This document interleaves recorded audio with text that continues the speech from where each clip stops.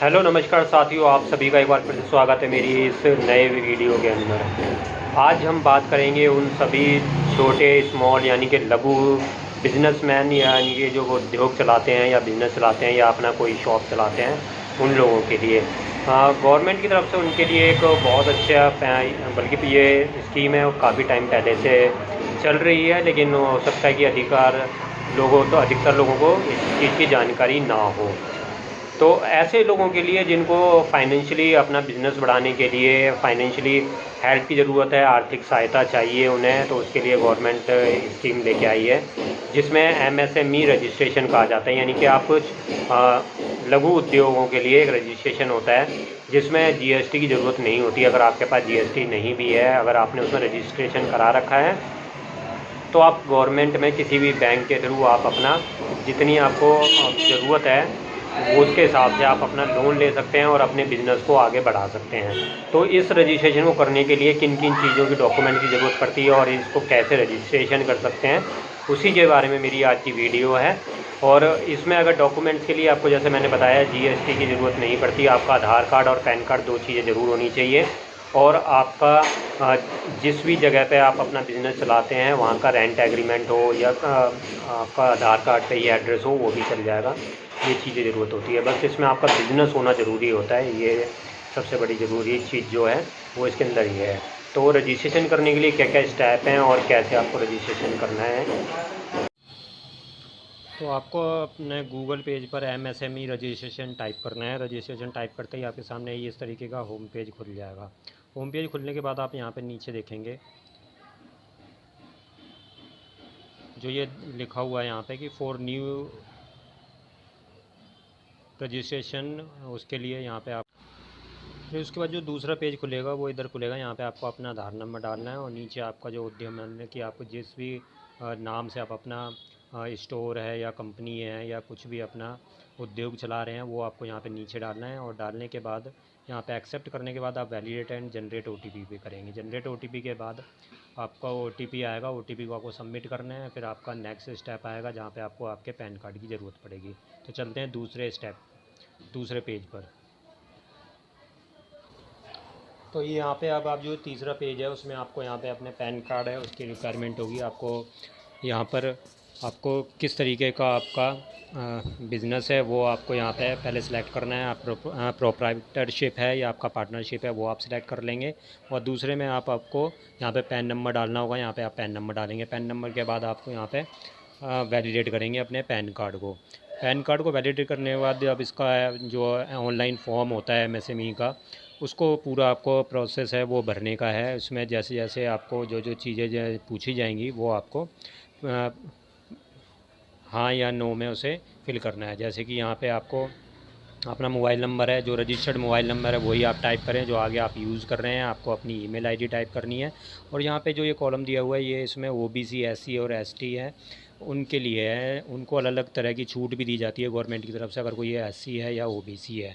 उसके बाद अपनी कैटेगरी सेलेक्ट कर लेंगे। आप जनरल से आते हैं, सामान्य हैं, या ओबीसी हैं, या एससी और एसटी हैं उसमें। उसके बाद आपको यहाँ पे अपना जेंडर कर लेना है, आप मेल या फीमेल हैं जो आप बिज़नेस कर रहे हैं। उसके अलावा अगर आप कोई फिज़िकली डिसेबल्ड हैं तो उसको आप चूज़ करेंगे। उसके बाद अपने उद्यम का यानी कि आप अपना कंपनी, शॉप या जो भी आप चला रहे हैं उसका आपको नाम डालना है। नीचे जो इकाई का नाम जहाँ पे प्लांट का नाम आ रहा है, यहाँ पे प्लांट उन लोगों के लिए होता है ज़्यादातर, जैसे किसी का कोई एक रिटेलर शॉप है और दूसरा उसके अलावा कोई उसका मैन्युफैक्चरर प्लांट है, वो उसको कर सकते हैं। अगर आपका सेम ही है तो आप सेम नाम डाल के आप आगे बढ़ जाएंगे।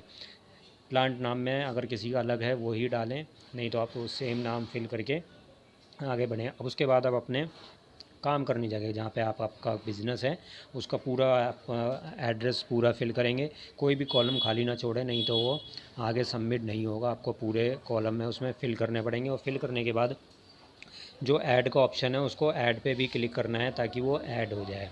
यहाँ पे जो दोनों चीज़ें आ रहे हैं, उद्यम और प्लांट, दोनों में ही एड्रेस आपको डालने पड़ेंगे। जिसका सेम है वो सेम ही डालेंगे।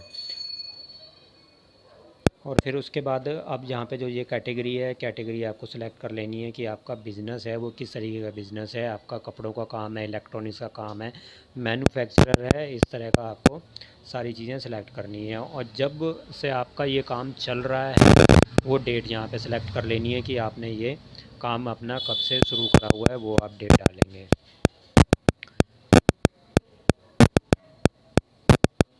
यहाँ पे ये दोनों डेट डालने के बाद अब इसके बाद आता है आपका बैंक की डिटेल। आपको बैंक डिटेल डालनी है। आपका बैंक का नाम हो गया, IFSC कोड हो गया। बैंक और IFSC कोड के बाद आपको नीचे यहाँ पे अपनी कैटेगरी चूज़ करनी है कि आपका जो बिज़नेस है वो मैन्युफैक्चर है या ट्रेड का है। ट्रेड में भी दो कैटेगरी होती हैं, एक नॉन ट्रेडिंग और एक ट्रेडिंग की। जो भी आपका जिससे भी संबंध है बिज़नेस का, उसे आप सिलेक्ट कर लेंगे। अगर आपका ट्रेडिंग है तो आप ट्रेडिंग पे क्लिक करेंगे।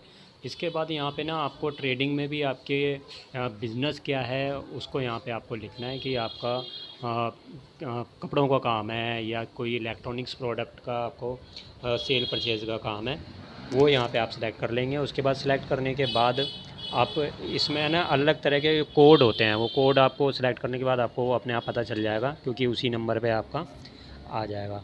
क्योंकि ये बिज़नेस से रिलेटेड है, जो आपका बिज़नेस है उसी के हिसाब से आपको कैलकुलेट करना है। अब आपके यहाँ पे आपके जो फर्म है वहाँ पे आपके कितने लोग काम करते हैं उसका नंबर आएगा, कितने मेल्स काम करते हैं, कितनी फ़ीमेल्स काम करती हैं, ये भी आपको सेलेक्ट करना है। 2 या 4 वो आपके ऊपर है।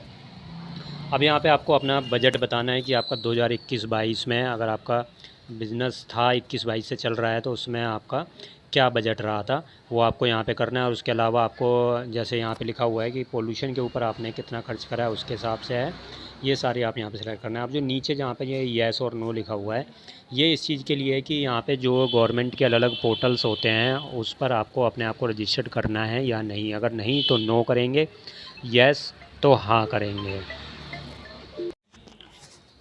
तो वैसे ज़्यादातर अगर आपको अपने आप को रजिस्टर करना है आगे लोन के लिए, सब चीज़ आसानी चाहिए, तो इसको हाँ ज़रूर करें। और लास्ट में ये सबमिट है और गेट फाइनल OTP, तो इस पर आपको सबमिट पे क्लिक कर देना है और अपना जो फाइनल OTP है उस पर आपको क्लिक कर देना है। तो क्लिक करने के बाद ही आपका MSME रजिस्ट्रेशन है वो कंप्लीट हो जाएगा और आप डाउनलोड करके प्रिंट कर